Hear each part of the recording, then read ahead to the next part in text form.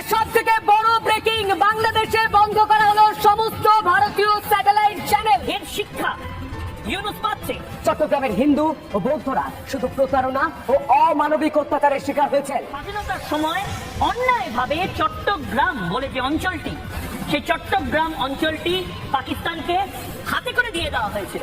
বন্ধুরা, বাংলাদেশে ব্যান করা হচ্ছে ভারতীয় টিভি চ্যানেল। এতে করে বুক ফেটে যাচ্ছে ভারতের। বাংলাদেশে ভারতীয় টিভি চ্যানেল বন্ধ হলে ভারতের অবস্থা সত্যি খারাপ হয়ে যাবে। গত 53 বছরে যা হয়নি এবার সেটাই হচ্ছে। অতীতে রাষ্ট্রপ্রধান যা করতে পারেনি সেটাই করে দেখালো ডক্টর মোহাম্মদ ইউনূস। বাংলাদেশকে নিয়ে নোংরা খেলায় মেতে ওঠা ভারতকে চরম শিক্ষা দিয়ে দিল নতুন বাংলাদেশ। গত 5 আগস্টের পর থেকে বাংলাদেশ বিরোধী ষড়যন্ত্র করতে থাকে ভারত। ভারতের এই বাংলাদেশ বিরোধী কর্মকাণ্ডগুলো লিড করছিল ভারতীয় গাঁজাখোর মিডিয়া। সাম্প্রতিক সময়ে জঙ্গি সংগঠন ইসকনকে নিয়েও তাদের বাংলাদেশ বিরোধী প্রোপাগান্ডার প্রমাণ পেয়েছে সরকার। বাংলাদেশের মানুষদের মধ্যে সাম্প্রদায়িক বিষ ঢুকিয়ে আবারও স্বৈরাচারী সরকার শেখ হাসিনাকে ক্ষমতায় বসানোর যে কুপরিকল্পনা করেছিল ভারত, এবার তা পুরোপুরি ভেস্তে দিল বাংলাদেশ। বিষ ঢোকানোর আগে সাপের বিষ দাঁত ভেঙে দিল সরকার। ডক্টর ইউনূস ভালো করে জানে সাপের বিষ দাঁত কিভাবে ভাঙতে হয়। সেই সাথে বাংলাদেশের মানুষের দীর্ঘদিনের দাবিও ডক্টর ইউনূস পূরণ করে দিল।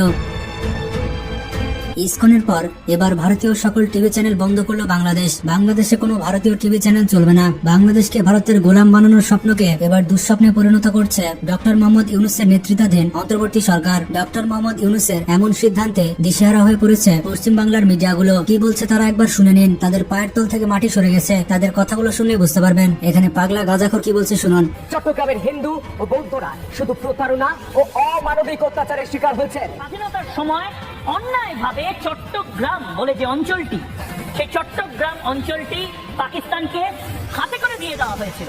চট্টগ্রাম আর রংপুরকে তারা দখল করবে এবং বাংলাদেশের হিন্দুরা নাকি নতুন একটা রাষ্ট্র দাবি করতে পারে। আমার প্রশ্ন হচ্ছে, একে এখনো কেউ পাগলাগারদে কেন নিয়ে যায়নি? বাংলাদেশের মানুষ এর বিরুদ্ধে ব্যবস্থা নিচ্ছে না কেন? বাংলাদেশে ভারতীয় টিভি চ্যানেলগুলো বন্ধ করা ছিল সময়ের দাবি। ভারতীয় মিডিয়াগুলো বাংলাদেশের সংস্কৃতির জন্য হুমকি হয়ে দাঁড়িয়েছে। তাদের জি বাংলা আর স্টার জলসার জন্য বাংলাদেশের সংস্কৃতি হারিয়ে যাচ্ছে।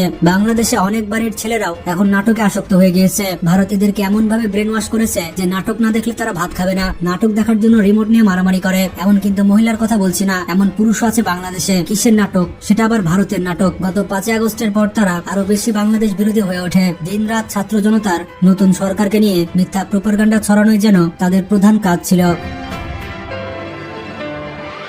সাম্প্রতিক সময় ইসকন কাণ্ডে পশ্চিমা মিডিয়া এক প্রকার লিমিট ছাড়িয়ে গিয়েছে। তারা প্রতিনিয়ত বাংলাদেশ বিরোধী প্রোপাগান্ডা চালাতে থাকে। তাদের ধারণা ছিল বাংলাদেশ সরকার হয়তো তাদের এই সমস্ত নোংরা খেলা বসে বসে দেখবে আর বাংলাদেশ সরকার বসে বসে আঙুল চুষবে। ভারতীয়দের ভুল ধারণা ভেঙে দিয়ে এবার ইসকন ও ভারতীয় মিডিয়ার বিরুদ্ধে অ্যাকশন নিয়েছে অন্তর্বর্তী সরকার। ইসকনের পর এবার নিষিদ্ধ হচ্ছে ভারতীয় স্যাটেলাইট টিভি চ্যানেলগুলো। এমন তথ্যই পাওয়া গিয়েছে ভারতের বিভিন্ন টিভি চ্যানেল থেকে। এতদিন নরেন্দ্র মোদী তার যে 2 পেয়াদাকে দিয়ে বাংলাদেশ অস্থিতিশীল করার চেষ্টা করেছিল, এবার তাদের সে পরিকল্পনাকে ধূলিসাৎ করে দিল ছাত্র জনতার নতুন সরকার। এরই মধ্যে পশ্চিম বাংলার দাদাদের রাতের ঘুম হারাম হয়ে গিয়েছে। তারা এই সিদ্ধান্ত কোনোভাবে মেনে নিতে পারছে না। ভারতীয় টিভি চ্যানেলগুলো যদি বাংলাদেশে ব্যান হয় তাহলে বাংলাদেশের ওপর থেকে তাদের নিয়ন্ত্রণ একেবারে কমে যাবে। বন্ধুরা, আপনারা হয়তো জানেন না বাংলাদেশে ইসকনের কি কাজ ছিল এবং তারা ভারতের কি এজেন্ডা বাস্তবায়ন করছিল।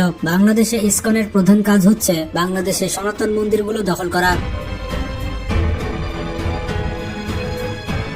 এবং সনাতনদের মেরে পিটিয়ে তাড়িয়ে দেওয়া। যেমন স্বামীবাগের মন্দিরটি আগে সনাতনদের ছিল, পরে ইসকন এটিকে কেড়ে নেয় এবং এটি দখল করে ফেলে। এছাড়া পঞ্চগড়ে সনাতনদের পিটিয়ে এলাকা ছাড়া করেছে ইসকনরা। ঠাকুরগাঁয়ে সনাতন হিন্দুকে হত্যা করে মন্দির দখল করে ইসকন। তাদের 2 নম্বর কাজ হচ্ছে বাংলাদেশের মসজিদগুলোতে সাম্প্রদায়িক হামলা করা। ঢাকায় অবস্থিত স্বামীবাগে মসজিদে তারাবির নামাজ বন্ধ করে দিয়েছিল ইসকন। নামাজের সময় ইসকনের গান বাজনা বন্ধ রাখতে বলায় তারা পুলিশ ডেকে এনে তারাবির নামাজের উপরে নিষেধাজ্ঞা জারি করে। তাদের 3 নম্বর কাজ হচ্ছে বাংলাদেশে বিভিন্ন সাম্প্রদায়িক সংগঠন তৈরি করে উগ্র হিন্দুত্ববাদের বিস্তৃতি ঘটানো। বর্তমানে অনলাইন জগতে যে ধর্ম অবমাননা তার 90% করে ইসকন সদস্যরা। আর বাংলাদেশে যদি এখনই ইসকনকে নিষিদ্ধ করা না হয় তাহলে বাংলাদেশের জন্য বড় বিপদ অপেক্ষা করছে। বাংলাদেশে ইসকনকে বন্ধ করতে হবে এবং ভারতীয় টিভি চ্যানেলকে বন্ধ করতে হবে। আপনারাই দেখুন ভারতে বাংলাদেশের কয়টি টিভি চ্যানেল চলে, তাহলে বাংলাদেশে কেন ভারতের এতগুলো টিভি চ্যানেল চলবে? কারা কারা চান ভারতীয় টিভি চ্যানেল বন্ধ করা হোক তারা কমেন্ট করে জানান। ভিডিওটি ভালো লাগলে বেশি বেশি শেয়ার করতে পারেন। ভালো থাকবেন, আল্লাহ হাফেজ।